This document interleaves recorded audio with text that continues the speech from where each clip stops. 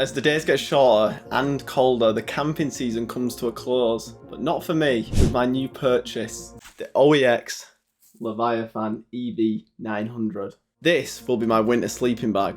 Budget and camping gear are two words that don't often go together. This sleeping bag leans towards the budget end, but will it perform well enough?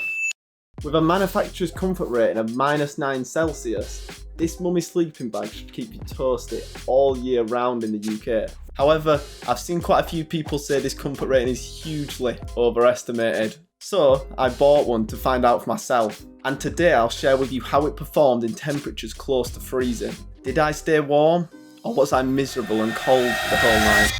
Other than the ability to stay warm, many people mentioned a couple of issues with this sleeping bag. I'll be covering these issues later in the video to find out if there is any truth to the bad reviews. When it comes to choosing the perfect sleeping bag, insulation is paramount, and it can be a little confusing, so let me explain. This sleeping bag is a duck down sleeping bag and has a 900 GSM 600 fill power.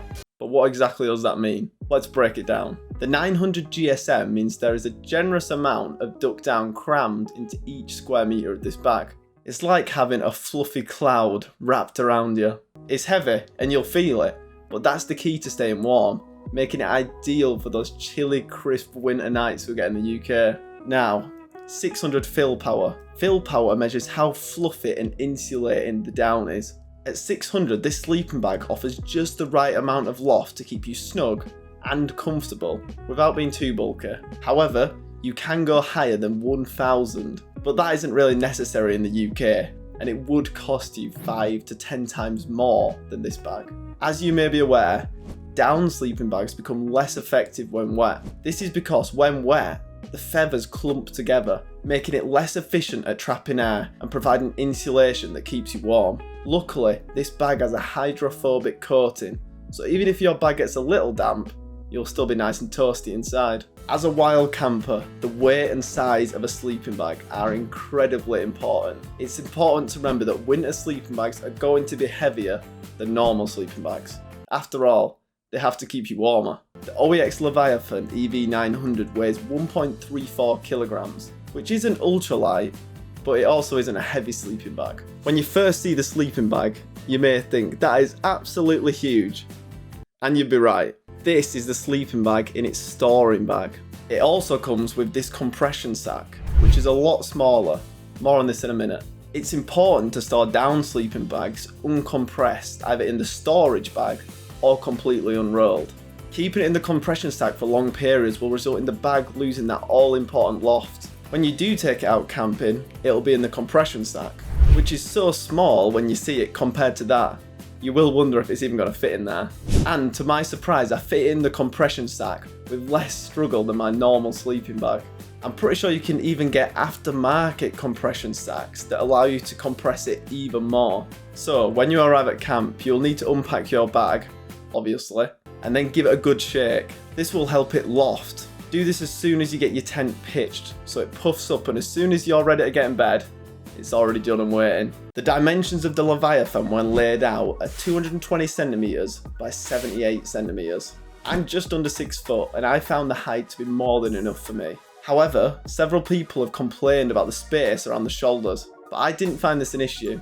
How you sleep will play a big role in the sleeping bag you're looking for.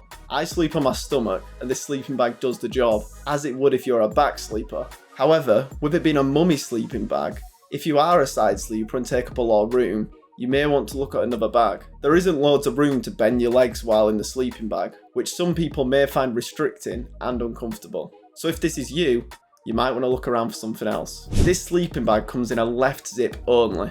For me, it isn't a problem at all, and it's what I'm used to anyway. But some people prefer to have a centre zip. So if this is you, make sure to take it into consideration before you buy. I came across several reviews saying the zip got caught a lot and broke very easily. Admittedly, I did catch it a few times, but I think this is the case with most sleeping bags. As long as you pull it with care, there doesn't seem to be any problems at all. As for it breaking on the very first time, like one review I saw, I think that must be a user error, aka it's just an idiot who's yanking the zip like he's wrestling a crocodile. Aside from the zip, you can control how open or closed you have the neck baffles. A fancy way to say The hood can be tightened right up to keep you warm, or loosened if you're too warm. On top of this, there is a small velcro at the top to make sure you are fully bundled up and snug as a bug. There is a small pocket for storage on the Leviathan. However, it is that small. You may be able to fit a small mobile phone, wallet, or set of keys, but trying to fit in a modern day big screen smartphone, you're not going to have much luck. With that being said, I don't think it's too much of an issue. Most people, like me, camp in a tent, which will have larger pockets dotted about, and you don't need your stuff right next to you. So is it really essential to have enough room within the sleeping bag? I think not. The retail price of the OEX Leviathan EV 900 is £280. I thought you said budget. Yeah, I did.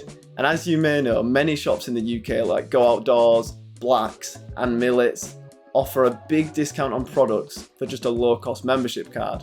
At the time of recording this, Go Outdoors have the sleeping bag for just £170. That's £110 cheaper than the retail price. And to get this price, all you need to do is pay £5 for a Go Outdoors membership card, which, if you're an outdoors person, you probably already have one anyway. I was lucky and managed to get an extra discount on top of that, so it worked out just over £140 for me, which I think is an amazing deal for this sleeping bag. Remember, prices on items like this can be driven by demand, so in the colder months the price will increase, whereas when it gets to the warmer months the price may drop. One of my big concerns when buying this sleeping bag was the amount of reviews concerning the durability of the sleeping bag. The last thing I wanted to do was spend well over 100 quid on a sleeping bag that wouldn't last more than a few camps. That being said, I'm still yet to find out if it will last more than a few camps. So far, it's only been on one camp, but from that one camp, I think it fares better than people are giving it credit for. The zipper issue some people had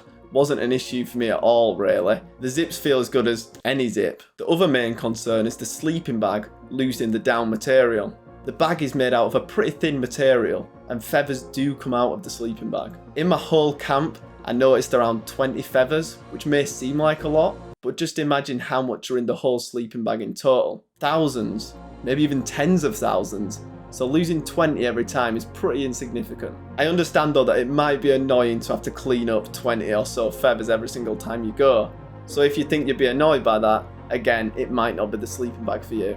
Now on to the all-important real-world test. For this test, I headed to the Lake District, where temperatures in the village of Grasmere were forecast to get down as low as 3 Celsius. But I will be over 1,000 feet above Grasmere, meaning the temperatures could be a couple of degrees below that. Put it this way, it was going to be close to freezing, and I was worried I was going to be cold, despite the bag's low comfort rating. I pitched around 6 PM, and I didn't get in the bag till around 9 PM.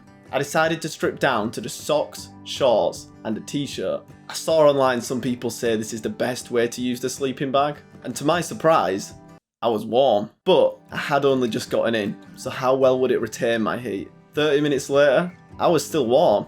Actually, even warmer than when I first got in. I even had to have the zip down slightly because I was too warm, and I definitely didn't need to tighten the hood up. The next test would be, how would it fare until sunrise? 9 PM until 7 AM. 10 hours of close to freezing temperatures. And I woke up a couple of times in the night, but not because I was cold.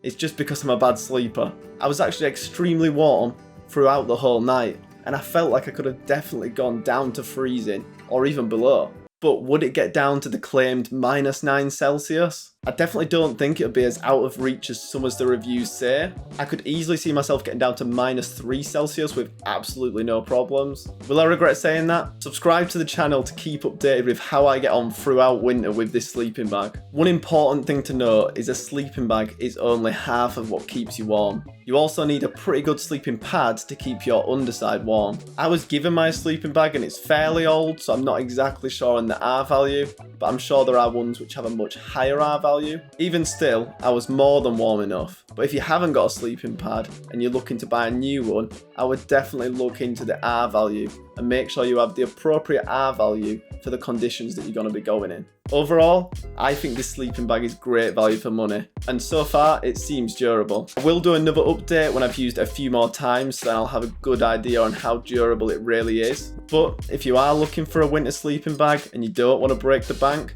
I'd say this is definitely the perfect bag for you. However, I would recommend trying it before you buy. So either go try it in the shop or buy it, take it home, give it a try out, see if it fits you, go in your sleeping position, see if it's going to be okay.